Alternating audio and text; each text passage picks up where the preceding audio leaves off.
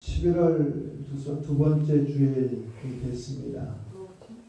이제 위드 코로나라고 해서 좀 안정적이다 이렇게 생각을 했는데 확진자가 계속 늘고 있어서 더 자기관리가 철저히 요구되는 시대 속에 살고 있습니다. 우리 센터도 우리 전 선생님들 다 다음 주 이제 화, 수, 요간에 3차 접종을 이렇게 진행을 하려고 하고 있고 또 이 코로나에 의한 그 예배의 멈춤을 우리가 사전에 차단하겠다라는 우리의 결의를 하나님 앞에서 또 성도들 앞에서 우리가 지켜야 될 신의로 또 가져야 될 때가 온 것 같습니다.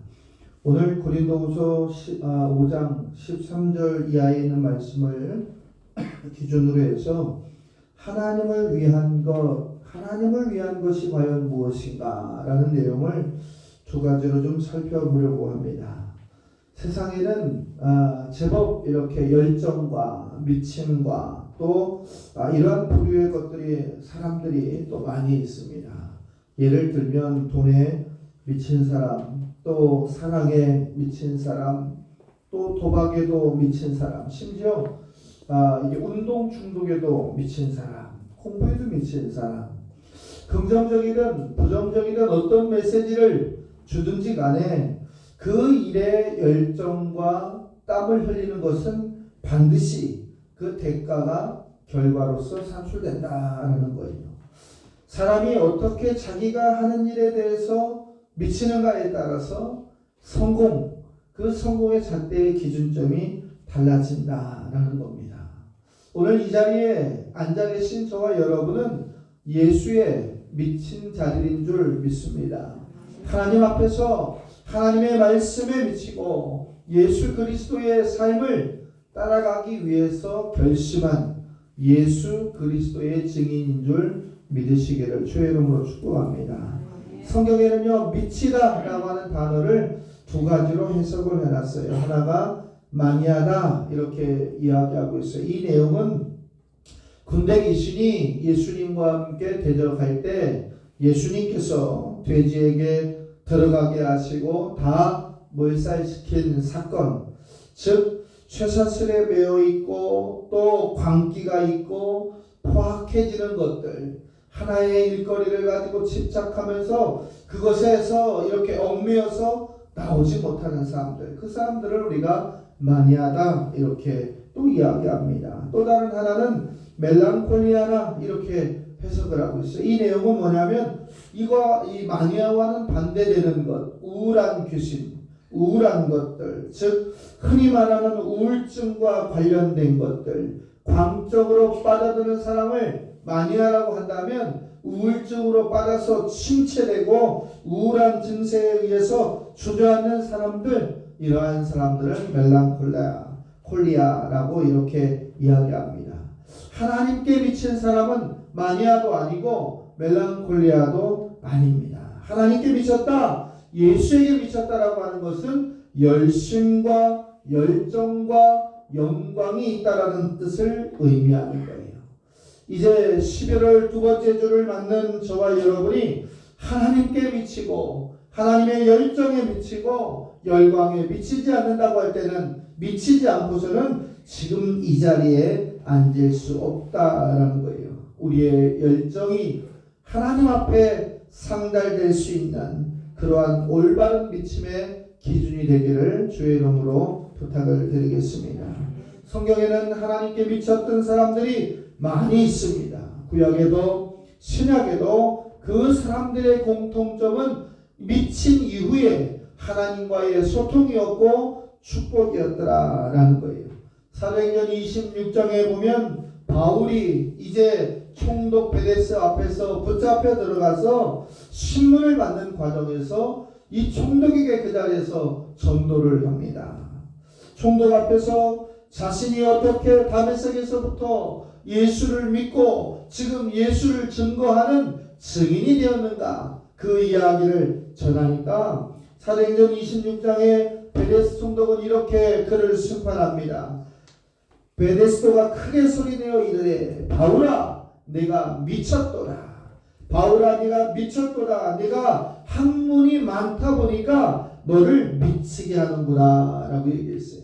영적인 체험을 경험하지 못했던 이 베데스 총독, 또 세상 사람들은 하나님 앞에서의 신비한 체험을 경험하지 못했기 때문에 지금 저와 여러분 또 믿음의 많은 선진들을 향해서 무엇이라고 얘기했냐면 미친 자들이다 라고 이렇게 이야기했습니다.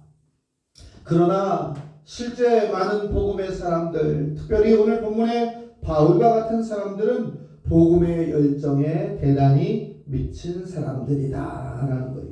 이 열정이라고 하는 것은 우리의 것이 아니라 초인적인 존재의 힘을 통해서 하나님이 우리에게 주시는 능력이다 라는 거예요.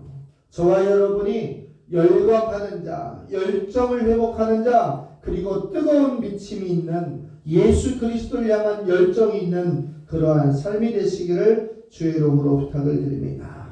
바울은 하나님을 위해서 미쳤다라고 이렇게 고백하고 있어요.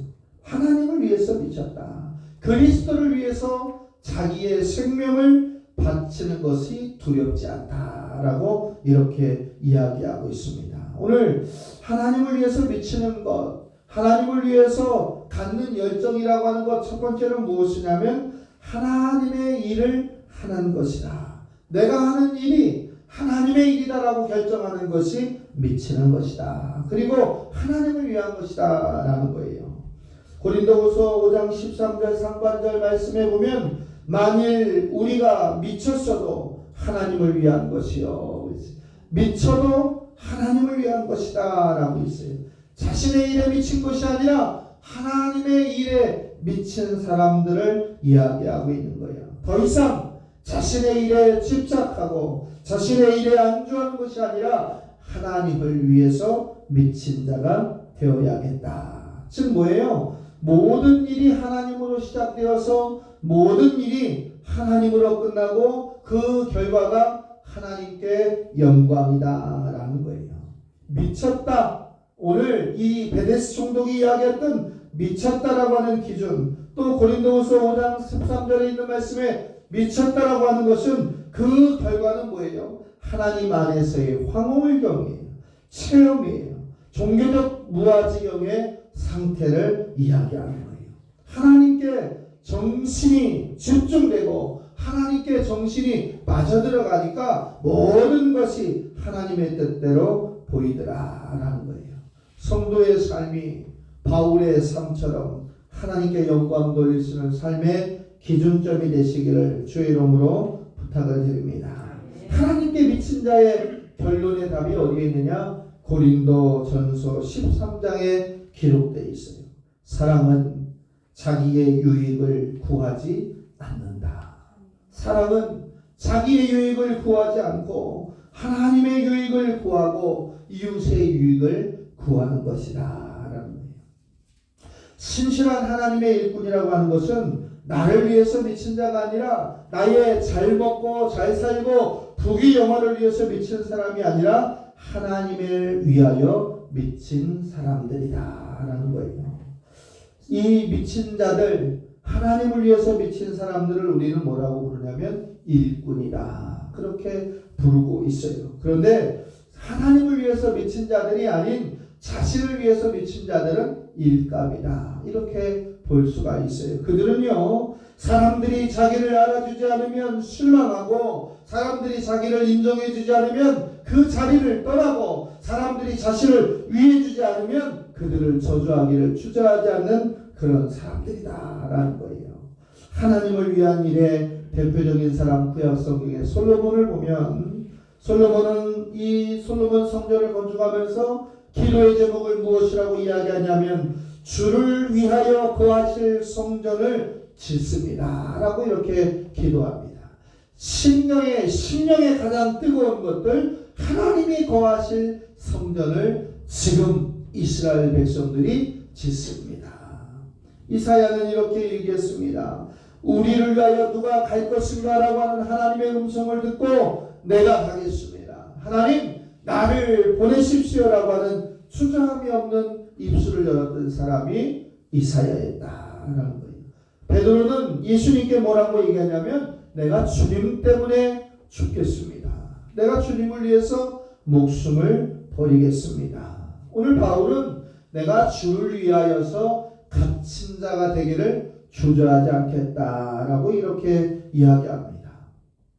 믿음의 사람들의 공통적인 이야기는 뭐냐면 자신을 위한 것이 아니라 하나님의 영광을 위해서, 하나님의 일의 유익을 위해서, 많은 사람들의 유익을 위해서 결단하고 헌신했던 그런 모습이었더라라는 거예요.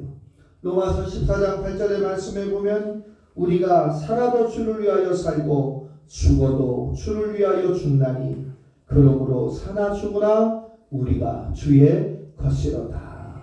이 말씀을 듣고 기도했던 바울, 이 말씀의 선포됨의 기도를 통하여 자기의 생명까지도 하나님의 것이라고 담대히 고백했던 믿음의 사람들, 저와 여러분 로마서 14장 8절의 말씀 앞에서 오늘 우리의 모습은 어떻습니까? 살아도 주를 위하여 살고 죽어도 주를 위하여 죽나니 그러므로 우리가 사나 죽으나 주의 것이로다. 오늘 우리도 이 바울의 고백처럼, 로마서 기자의 고백처럼 단단히 미쳐도 제대로 단단히 미칠 수 있는 결단이 저와 여러분에게 있어야 될 줄로 믿습니다. 오직 생각이, 오직 삶이 하나님께로만 집중되었던 바울의 모습, 우리가 한 3년 전, 4년 전에 이제 그 CGV의 단체로 예약하면서 우리가 바울 영화를 바라보았지 않습니까? 그 바울 영화를 바라보면서 얼마나 많은 눈물을 흘리고 믿음의 사람들이 신앙의 지계를 지키고 절기를 지키기 위해서 생명을 초계와 같이 버렸는지 우리는 다 보고 고백했지 않습니까? 오늘 그것을 우리가 망각하면 안 되고 잊어버려도 안 되고 그것을 이제 전승시킬 수 있는 결단이 우리에게 있어야 된다라는 거예요. 종교개혁자들의 모토는 무엇이었냐면 오직 하나님께 영광이었다라는 거예요. 오늘 여러분의 삶이 하나님께 영광이 될 수 있는 결단이 있다면 하나님은 여러분을 축복하시고 기억하시고 여러분의 삶에 형통한 삶을 허락해 주실 줄로 믿습니다. 고린도 교회에게 말씀하신 것을 보면 먹든지 마시든지 무엇을 하든지 하나님의 영광을 위하여 하라라는 거예요. 내가 먹어야 될 이유, 마셔야 될 이유, 쉬어야 될 이유, 내가 건강해야 될 이유, 내가 풍요로워야 될 이유, 내가 더 성장되어야 될 이유가 무엇이냐? 하나님의 영광을 위해서다라는 거예요. 그 열정을 회복할 수 있는 저와 여러분이 되기를 소망합니다. 열정은 모든 일에 재편을 만듭니다. 열정은 모든 일 가운데서 성공이라고 하는 올바른 답을 허락한다라는 거예요. 여러분들 미용실에 한번 가보면 미용실에 시계들이 없어요.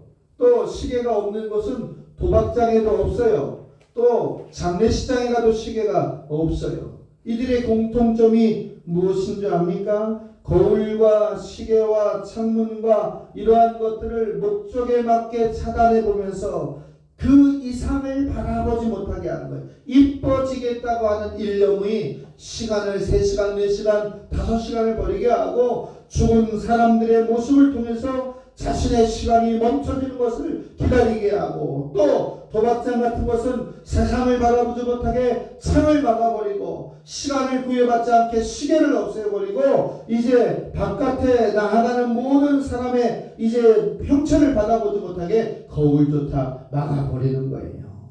이들은 자신들이 미쳤지만 정작 하나님께 미친 것이 아니라 자신의 삶에 미친 자들이다 라는 거예요.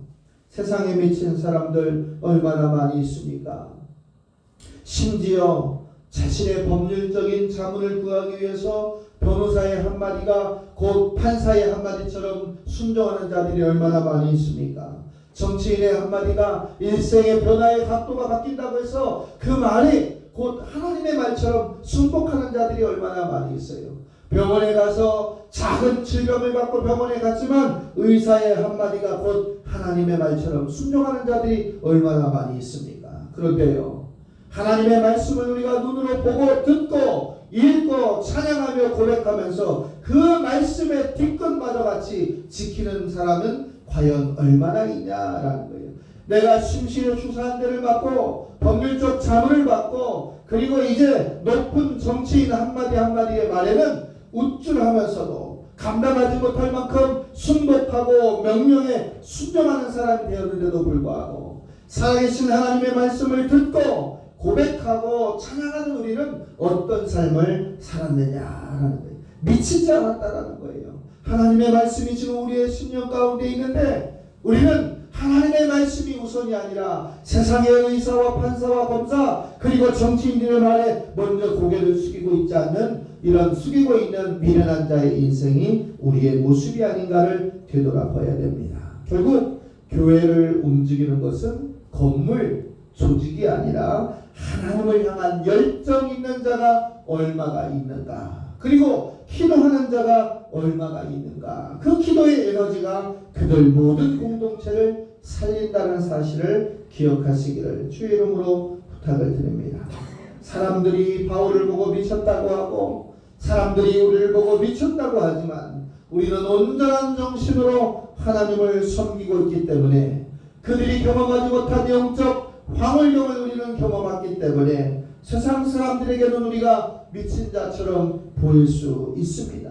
그런데 중요한 건요, 미친 사람은 미친 사람들과 절대 싸우지 않습니다. 하나님을 향한 열정이 있는 저와 여러분, 하나님 나라에 대한 확증과 확신이 있는 저와 여러분, 그리스도인다운 그리스도인 되시기를 주의 이름으로 부탁을 드립니다.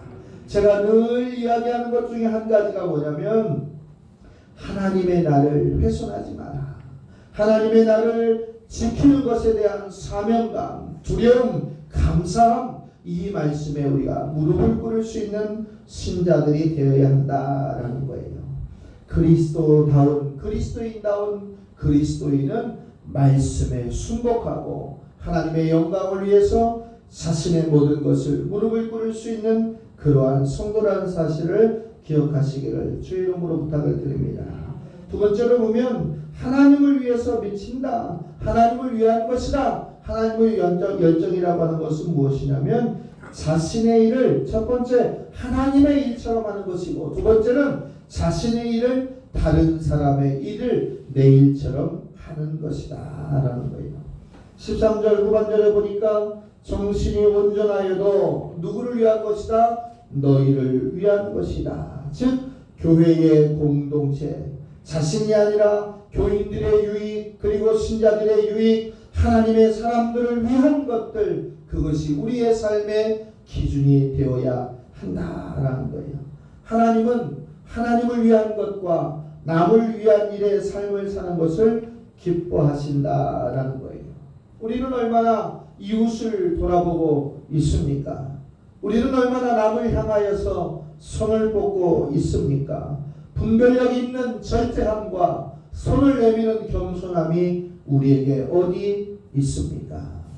오늘 우리가 그리스도인이라고 한다면 또 연말 연시를 향해서 달려가고 있는 이 추기의 시기에 코로나19로 모든 것이 황폐되었다고 느끼는 지금 이 시기에 우리가 그리스도인다운 그리스도인으로서 어떤 삶을 보여줄 수가 있느냐라는 거예요. 성경의 말씀에 바울은 이렇게 날마다 고백했어요. 그리스도 예수의 사랑이 우리를 날마다 강건케 한다.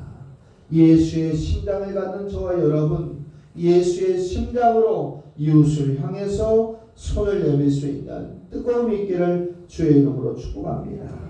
뜨거움이 있어야 복음을 전하는 거예요. 저 생명이 천국에 가지 못한다면, 저 생명이 심판을 받는다고 한다면, 이 말씀의 기준이 우리에게 있다고 한다면, 예수 천당 불신지옥이 우리의 심령의 확고한 신앙의 고백이 있다고 한다면 그 영혼을 가만히 둘 수가 없는 거다라는 거예요. 바울의 과거의 모습을 보십시오.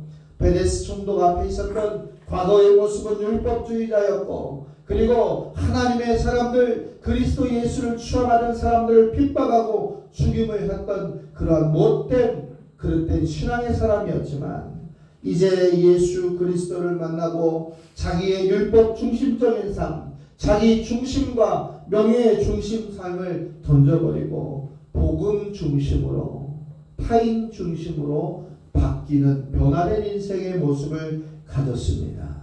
우리 또한 주님을 영접하고 하나님을 아버지라 고백하는 그리스도인이 되었습니다.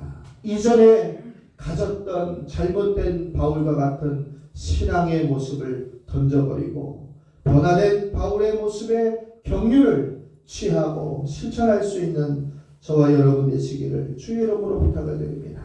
신앙인은 날마다 심령의 귀경을 뒤집는 사람들이에요. 오늘 바뀌었다고 해서 내일 바뀌지 않는 것이 아니라 오늘 바뀌어도 또 바뀌고 내일 바뀌어도 또 바뀌고 날마다 바뀌는 거예요. 언제까지? 주님 앞에 가는 그날까지. 두렵고 떨리는 마음과 겸손함과 실천하는 마음을 가지고 주님 앞에 서는 자의 모습으로 나가야 된다. 우리가 하나님의 사람이라면, 내가 하나님의 사람이 맞는지 아닌지를 바라보고 싶다면 내가 타인 중심인가 내 중심인가를 먼저 보면 되는 거예요. 사마리아인처럼 타인을 위해서 목숨을 내비칠 수 있는 사람, 그 사람이 정말 하나님을 위해서 미친 사람이다 라는 겁니다. 11월 추수의 계절입니다. 세상 사람들은 봄에 씨를 뿌려놓았던 것을 이제 거두기 시작했고 거두는 그 끝에 와 있습니다. 우리는 무엇일 것을, 어떠한 것을, 어떠한 영적인 것을 거둘 수 있겠습니까? 요한복음 15장 13절에 보니까 이웃을 위하여서 자기의 목숨을 버리면 이보다 더 큰 사랑이 없다라고 했어요. 내가 생명을 바칠 만큼 뜨거운 예수의 심장을 가졌는가를 되돌아보는 저와 여러분이 되시기를 주의 이름으로 부탁을 드립니다. 고린도전서 9장 22절에 보면 약한 자에게 내가 약한 자같이 되는 것은 약한 자를 얻고자 함이요 내가 여러 사람에게 여러 모습이 된 것은 아무쪼록 몇 사람이라도 구원하고자 함이라. 약한 자를 만날 때 약해지고 또 부한 자를 만날 때 부해지고 만나는 사람마다 내가 그들에게 맞추고 그들을 비율을 맞추고 그들을 사용하고 사랑하고 포용할 수 있는 것보다 한 사람이라도 더 구원하고자 하는 예수의 심장을 가졌기 때문이다 라는 거예요. 사랑하는 성도 여러분, 어디에 미치느냐에 따라서 그 사람의 인생의 흥망성쇠가 달려 있습니다. 사랑은 부메랑 효과가 있어요. 여러분이 사랑을 전하고 여러분이 예수를 전하고 하나님께 미칠 때 하나님은 여러분의 인생의 문제, 여러분의 기도의 문제, 여러분의 자녀의 문제, 여러분의 직장의 문제, 여러분이 기도하는 모든 문제를 이미 알고 계시기 때문에 그 안에서 은혜 위에 은혜를 더하여 주실 줄로 믿습니다. 말씀을 정리해 보겠습니다. 이제 우리가 미칠 때가 되었습니다. 예수를 믿고 부끄러워서 성경책을 들지 못하는 부끄러움을 던져버리고 내가 그리스도인이라고 하는 말씀을 듣고 선포할 수 있는 제대로 미친 그리스도인이 될 때가 되었습니다. 위드 코로나 시대에 이제 우리가 그리스도인이라고 하는 사실을 어떻게 증거할 것인가? 미쳐야만 그들이 우리를 바라볼 수가 있습니다. 세상에 잘못 미친 사람들이 너무도 많이 있습니다. 권력에 미치고 돈에 미치고 건강에 미치고 자녀에게 미치고 교육에 미친 자들이 얼마나 많이 있습니까? 그러나 정작 미쳐야 될 무엇이 있느냐? 예수 그리스도에게 미치고 천국에 대한 확증에 미칠 수 있는 저와 여러분 되시기를 주의 이름으로 부탁을 드립니다. 주님 앞에 가는 그날까지 한 번쯤은 제대로 미쳤다는 소리를 듣고 한 번쯤은 열정이 있다는 소리를 듣고 예수의 심장으로 뜨거워서 은혜를 받는다는 소리를 한 번쯤은 들을 수 있는 저와 여러분 되시기를 주의 이름으로 부탁을 드립니다. 주님의 날 예배의 회복을 선포하고 간구하는 저와 여러분, 예배를 생명과 같이 예수 그리스도를 전하는 것이 생명과 같이 신앙의 전례를 지키는 것이 생명과 같이 지켜지는 하루하루가 되시기를 주의 이름으로 부탁을 드리겠습니다. 기도하겠습니다.